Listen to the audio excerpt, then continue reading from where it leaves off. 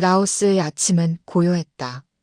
아직 해가 완전히 떠오르지 않은 시골길 위에는 안개가 살짝 드리운 논밭이 펼쳐져 있었고 새들의 지저귀미 먼 산골짜기에서 울려 퍼졌다.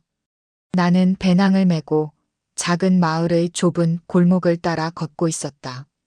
여행이란 언제나 새롭고 설렘으로 가득 차지만 이번 여행은 왠지 모르게 마음 한켠이 불안했다.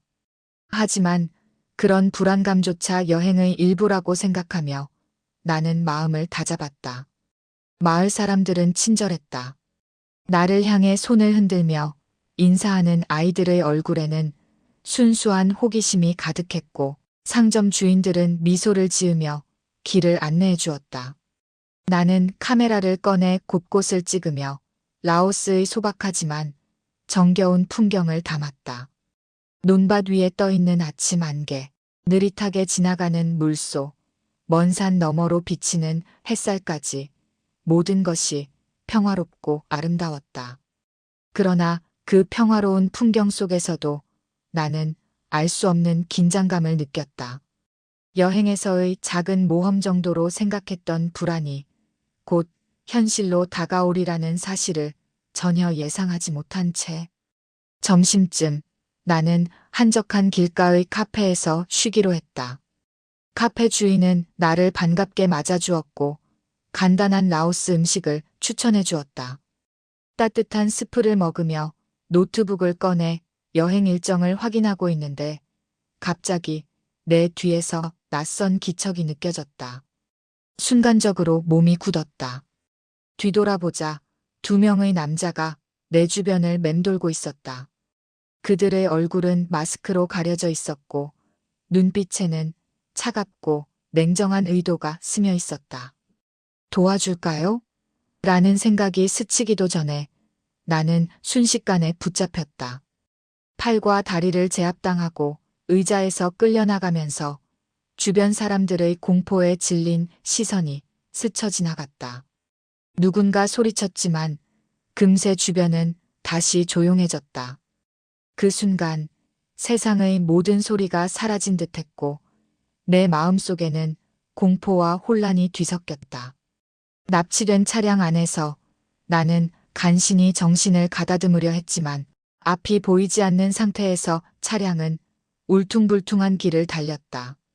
고개를 들어도 아무것도 보이지 않았고 몸은 꽁꽁 묶여 있었다.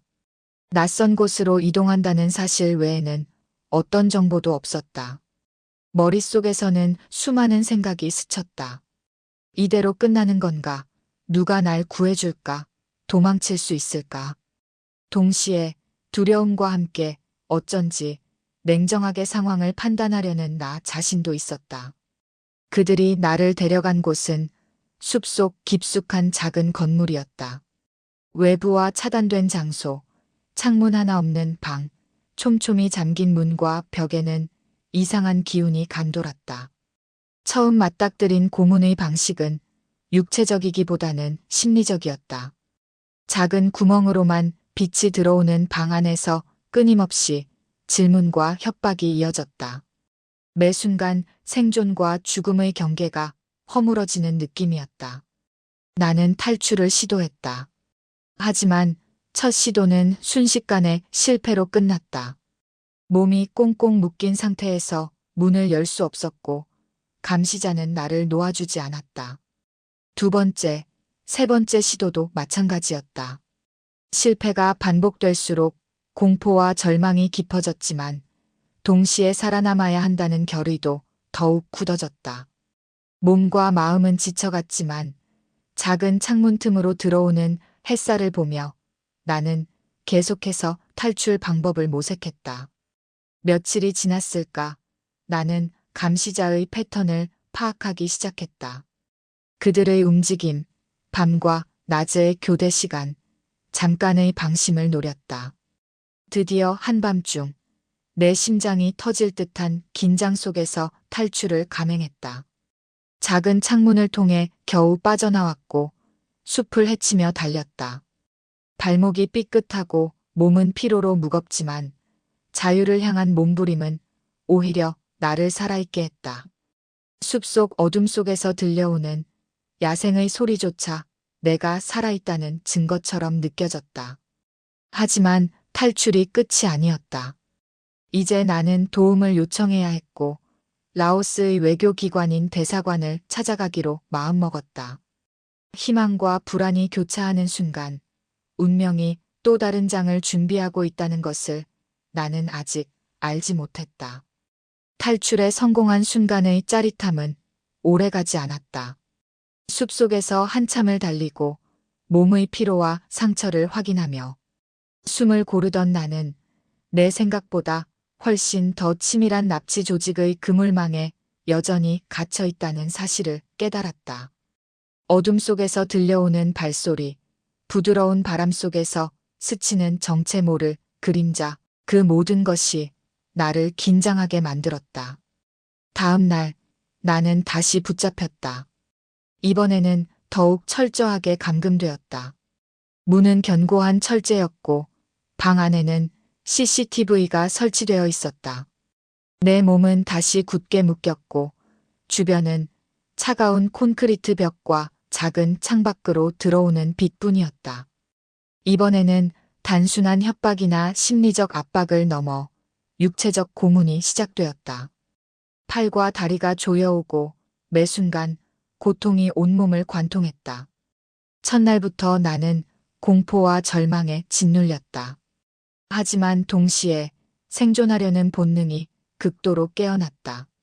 몸이 움직일 수 없는 상태에서도 나는 정신을 집중하며 작은 탈출 경로를 머릿속으로 계산했다. 벽의 균열, 감시자의 발걸음 소리, 사소한 틈까지 놓치지 않았다. 탈출은 단순한 도주가 아닌 살아남기 위한 치열한 전략 게임이 되었다. 처음 시도는 밤의 어둠을 이용한 탈출이었다. 몸을 구부려 창문 쪽으로 움직였지만 감시자가 예상보다 빨리 돌아왔다. 숨이 턱 막히는 순간 고통과 공포가 동시에 몰려왔다. 나는 숨을 죽이고 가만히 있었지만 결국 발각되어 심한 체벌을 받았다. 뼈가 부서지는 듯한 통증과 정신적 압박 속에서도 나는 포기하지 않았다. 두 번째 시도는 물리적 힘과 도구를 이용한 탈출이었다. 감시자가 잠시 방심한 틈을 타 벽돌 조각을 이용해 자물쇠를 부수려 했지만 자물쇠는 단단했고 금세 발각되고 말았다. 이번에는 이전보다 더 극심한 고문이 이어졌다. 손목과 발목은 멍투성이가 되었고 근육은 경직됐다. 심장 박동은 고통과 공포로 인해 비정상적으로 빨라졌다. 그럼에도 불구하고 나는 탈출의 가능성을 포기하지 않았다. 세 번째 시도는 심리적 접근이었다. 감시자와 대화를 시도하며 그들의 패턴과 습관을 면밀히 관찰했다. 언제 잠시 자리를 비우는지, 식사 시간이 언제인지, 그리고 작은 실수는 없는지 모든 것이 내 탈출 전략의 실마리였다. 며칠간의 관찰 끝에 나는 작은 희망을 발견했다. 감시자가 한밤중 15분 정도 방을 비우는 패턴이 있었던 것이다. 그 기회를 잡았다. 심장이 터질 듯한 긴장 속에서 나는 몸을 기어 창문 쪽으로 이동했다. 이번에는 발목과 손목의 통증이 극심했지만 그것이 오히려 정신을 더욱 날카롭게 만들었다. 숨을 죽이며 창문을 밀고 몸을 틀고 결국 나는 창문 틈을 빠져나왔다. 숲의 냉기가 피부에 닿자 오히려 살아있다는 실감이 강하게 다가왔다. 하지만 탈출은 끝이 아니었다. 숲속에서 숨을 고르는 동안 나는 납치 조직이 다시 추적할 것이라는 사실을 깨달았다. 심장이 터질 듯 뛰었고 작은 소리에도 긴장했다. 몸은 지쳐 있었지만 정신은 오히려 날카롭게 깨어 있었다. 주변 환경을 살피고 물과 음식의 위치를 확인하며 나는 며칠간의 생존 계획을 세웠다. 그 사이 탈출 실패와 고문으로 인한 트라우마는 점점 더 깊어졌다. 매 순간 몸과 마음이 지쳐가면서 나는 스스로에게 반복해서 물었다. 살아남을 수 있을까? 도움을 받을 수 있을까? 하지만 매번 그 질문 끝에는 한 가지 결론이 있었다. 포기하지 않으면 살 수 있다는 것. 탈출에 성공했지만 도움을 요청할 장소는 제한적이었다. 외부와의 모든 연결은 차단되어 있었고 납치범들은 주변을 철저히 감시하고 있었다. 이때 내 머릿속에는 하나의 선택지가 떠올랐다. 바로 대사관으로 향하는 것이었다. 외교기관이라면 외부와 연결될 가능성이 높았고 나를 구해줄 수 있는 유일한 희망이었다. 하지만 그것은 동시에 또 다른 위험을 의미했다. 내 심장은 두려움과 희망 속에서 갈팡질팡했지만 나는 결심했다. 살아남기 위해 반드시 한 걸음 더 나아가야 했다. 숲속 어둠 속에서 나는 숨을 고르고 다시 세상을 향해 나아가기 시작했다. 탈출의 긴장감과 공포 그리고 살아남겠다는 결의가 뒤섞인 채 나는 아직 끝나지 않은 여정을 이어가고 있었다. 숲속 어둠을 뚫고 나는 가까스로 인적이 드문 시골길로 나왔다. 몸은 피로와 상처로 무겁지만 살아있다는 사실이 정신을 지탱하게 했다. 주변을 살피며 조심스럽게 움직였다. 나를 추적하는 그림자는 여전히 존재했고 순간순간 들려오는 나뭇가지 부러지는 소리에도 온몸이 긴장으로 굳었다. 내 목적지는 대사관이었다. 라오스의 수도 비엔티안까지는 한참의 거리였지만 더 이상 머뭇거릴 여유는 없었다. 낯선 사람에게 길을 물으며 버스나 오토바이를 타려 했지만 여전히 누군가 나를 감시하고 있다는 불안감이 따라붙었다. 몇 번의 길찾기 실패와 작은 위기 속에서도 나는 포기하지 않았다. 탈출에 성공한 경험이 이번 여정에서도 살아남을 힘을 주었다. 드디어 수도에 도착했을 때 나는 지쳐 있었지만 한 가지 희망이 있었다. 대사관에 들어가면 외부와 연결될 수 있고 나를 구해줄 수 있는 사람들이 존재한다는 사실이었다. 그러나 희망과 동시에 공포가 몰려왔다. 내가 생각한 것보다 상황은 훨씬 복잡했다. 대사관에 들어선 순간 나는 예상치 못한 사실을 마주했다. 내부 분위기가 긴장되어 있었고 일부 직원들은 나를 보는 눈빛이 차갑고 의심스러웠다. 잠시 후 나는 충격적인 진실을 알게 되었다. 이 대사관 일부 인사들이 납치 조직과 연결되어 있었다는 사실이었다. 나는 이미 한 번 목숨을 위협받았지만 이번에는 훨씬 더 치밀하고 위험한 상황이었다. 그들은 나를 가두었고 이전보다 더 잔혹한 방식으로 고문을 시작했다. 이제는 단순한 육체적 고문만이 아니었다. 심리적 압박, 끊임없는 위협, 절망감으로 나를 몰아넣었다. 벽에 묶인 채로 들려오는 그들의 대화, 문 너머의 발자국, 시시각각 바뀌는 상황은 내 정신을 갉아먹었다. 나는 다시 탈출을 모색했다. 이번에는 물리적 탈출뿐 아니라 그들의 패턴과 심리를 역이용하는 전략이 필요했다.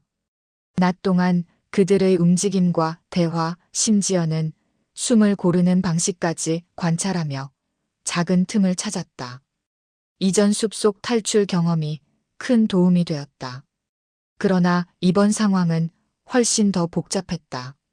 철문, 감시 카메라, 그리고 낯선 인물들의 움직임이 촘촘하게 얽혀 있었다. 며칠간의 관찰 끝에 나는 작은 가능성을 발견했다. 방송국 기자가 대사관 근처에서 취재를 할 예정이라는 정보였다. 만약 이 정보를 외부로 전달할 수 있다면 세상에 노출되어 도움을 받을 수 있다는 희망이 생겼다. 하지만 방법은 극도로 위험했다. 그들의 감시망을 뚫고 단 한 번의 기회로 메시지를 전달해야 했다. 심장은 터질 듯 뛰었다. 몸과 마음은 이미 한계에 다다랐지만 나는 포기하지 않았다. 작은 창문 틈으로 바깥을 관찰하고 밤중 잠시 그들이 방심한 순간을 기다렸다. 그리고 그 기회를 잡았다. 바람에 실린 작은 소리와 그림자만으로도 탈출 여부가 결정될 수 있는 순간이었다. 마침내 나는 바깥으로 작은 메모를 전달할 수 있었다. 그것이 나를 구원할 단서가 될 줄은 아직 알 수 없었다. 그러나 한 가지는 확실했다. 이제 내 운명은 외부 세상 그리고 운에 달려 있었다. 숨을 고르며 나는 더 이상 혼자가 아니란 사실을 깨닫기 시작했다. 세상 어딘가에 내가 살아있다는 것을 알아줄 사람이 존재한다는 희망이 절망 속에서 작은 불씨처럼 타올랐다. 그 순간 감시자들이 방으로 돌아왔다. 나는 즉시 다시 붙잡히고 이전보다 더 잔혹한 고문이 이어졌다. 하지만 이번에는 마음속 깊이 작은 희망을 품고 있었다. 외부에 내가 있다는 사실이 알려졌다는 가능성이 이 절망의 시간을 견디게 하는 유일한 힘이었다. 대사관 안에서의 긴장은 최고조에 달했다. 매 순간이 생과 사의 경계였고 내 정신은 극도로 예민하게 날카로워졌다. 하지만 살아남겠다는 결의는 그 어느 때보다 강했다. 이제 남은 것은 한 가지. 세상에 내 존재를 알리고 구원의 손길을 기다리는 것뿐이었다. 시간은 끊임없이 흘렀고 내 몸과 마음은 이미 한계에 다다랐다. 감옥처럼 느껴지는 대사관의 방 안, 철문 너머로 들리는 발자국, 감시자의 무심한 눈빛과 잔혹한 질문이 반복될 때마다 나의 정신은 조금씩 무너지고 있었다. 하루하루가 공포와 고통의 연속이었고 매 순간 나는 살아남기 위해 필사적으로 생각을 이어갔다. 하지만 절망 속에서도 나는 작은 가능성을 놓치지 않았다. 이전에 전달했던 메모가 외부에 전달되었을지도 모른다는 희망이었다. 그 희망은 생존을 위한 작은 불씨처럼 내 마음속에서 꺼지지 않고 타올랐다. 몸은 지쳤지만 정신은 오히려 예민하게 깨어 있었다. 언제, 어떤 방식으로 외부와 연결될 수 있을지를 끊임없이 계산하며 숨을 죽이고 기다렸다. 그런 어느 날 예기치 않은 사건이 발생했다. 대사관 외부에서 작은 폭발음과 함께 소란이 일어났고 이로 인해 일부 장비와 보안 시스템이 일시적으로 마비되었다. 그 순간 나는 눈앞의 기회를 직감했다. 감시자의 시선이 분산된 틈을 타 나는 조심스럽게 휴대폰을 손에 넣었다. 극도로 제한된 상황에서 단 한 번의 메시지로 외부에 알릴 수 있는 기회였다. 손이 떨렸다. 손목과 팔은 멍투성이었고 몸은 탈진 상태였다. 하지만 살아남기 위해 나는 작은 손가락 하나하나까지 의식하며 메시지를 입력했다. 위험. 라오스. 대사관 내부. 구출 필요. 전송 버튼을 누르는 순간 마음속에 이상한 안도감과 동시에 극도의 긴장감이 몰려왔다. 과연 누군가 이 메시지를 보고 나를 찾아줄 수 있을까? 바로 그 순간 방송국 카메라가 대사관 주변을 촬영하기 위해 나타났다. 이전에 알게 된 정보가 현실로 연결된 것이다. 방송 화면 속 나를 둘러싼 감시자의 모습과 상황이 실시간으로 중계되기 시작했다. 세상에 내 존재가 드러난 순간 긴장감과 공포는 새로운 국면을 맞았다. 감시자들은 당황했고 방심이 잇따랐다. 그 틈을 놓치지 않고 구출팀이 움직이기 시작했다. 경찰, 특수부대, 외교기관 인력들이 동시에 개입하며 대사관 내부로 진입했다. 나는 철문에 묶인 채 긴장으로 숨을 죽였다. 철문이 열리고 강렬한 빛이 방 안으로 들어오는 순간 나는 희미하게나마 자유의 가능성을 느꼈다. 감시자들은 혼란 속에서 저항했지만 외부의 힘은 압도적이었다. 구출 과정은 빠르게 진행되었지만 내 마음속에서는 여전히 긴장과 불안이 사라지지 않았다. 탈출과 고문, 그리고 절망 속에서 이미 여러 번 생사를 오갔기 때문이다.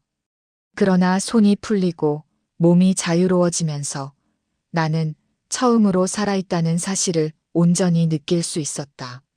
차가운 공기가 피부에 닿자 나는 눈물이 터져나왔다. 눈물이 나면서도 동시에 믿기 힘든 안도감과 감사함이 밀려왔다. 밖으로 나와 안전한 공간으로 이동하는 동안 나는 그동안 겪었던 모든 순간이 머릿속을 스쳐갔다. 숲속 탈출, 숱한 실패와 고문, 다시 붙잡히고 극한의 절망 속에서 작은 희망을 붙잡았던 순간들. 그리고 결국 세상에 드러나 구출된 순간까지. 한편의 악몽 같았지만 동시에 나 자신이 살아남았다는 사실은 기적처럼 느껴졌다. 구출 후 외부 기자와 외교관들이 내 상태를 확인하며 신속히 치료와 회복을 돕기 시작했다. 정신적 충격은 극심했지만 이제 더 이상 혼자가 아니었다. 세상과 연결되어 있다는 사실, 살아남아 이야기할 수 있다는 사실이 나를 지탱했다. 그날 밤 병원 침대에 누워 천천히 숨을 고르며 나는 생각했다. 이번 여행은 단순한 배낭여행이 아니었다. 생과 사를 넘나드는 체험이었고 나를 극한 상황 속에서 단단하게 만들었다. 그리고 무엇보다 포기하지 않는 마음이 살아남게 했다는 것을. 내 몸과 마음은 지쳐 있었지만 나는 살아 있었다. 구출된 직후 나는 병원의 하얀 천장과 기계음 속에서 깨어났다. 팔과 다리는 여전히 멍과 상처투성이었고 근육은 경직되어 움직일 때마다 통증이 밀려왔다. 하지만 무엇보다도 정신적 충격이 컸다. 이전에 겪었던 공포와 고문, 탈출 과정의 긴장감이 머릿속에서 계속 맴돌았다.